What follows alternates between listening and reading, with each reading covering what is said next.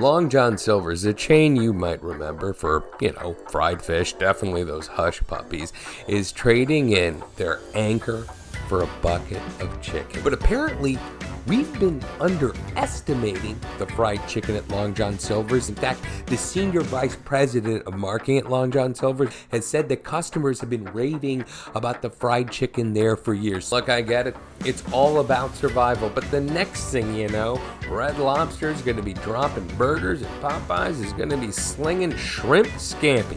Outrageous food rating. 7 out of 10. Watch the full episode on youtube.com @AliKhan Eats.